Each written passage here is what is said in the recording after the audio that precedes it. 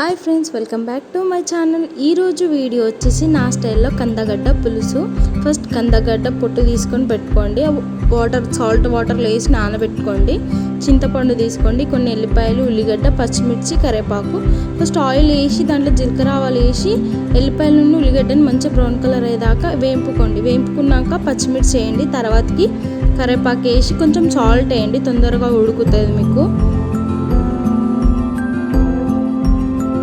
ఒక స్పూన్ అల్లం పేస్ట్ వేయండి, ఒక స్పూన్ ఏమో పసుపు వేయండి.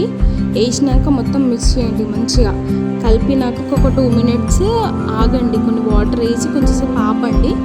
ఆపినాక తర్వాతకి కందగడ్డలో ఉన్న వాటర్ అంతా తీసేసి కందగడ్డని మొత్తం మిక్స్ చేయండి. మంచిగా ఒక 5 minutes ఉడకబెట్టండి కందగడ్డని.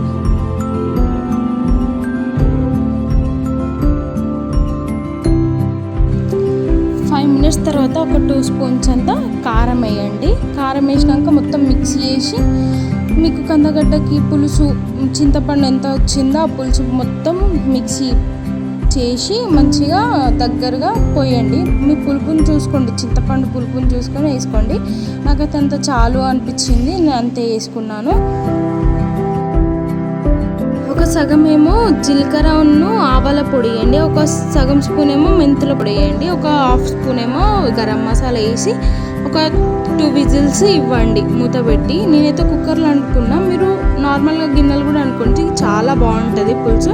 ఒక 2 whistles తర్వాతకి ఇంకా పక్కకు పెట్టండి. పక్కకు పెట్టినాక స్టవ్ అనేది బంద్ చేయండి. బంద్ చేసినాకనే విజిల్ తీయండి.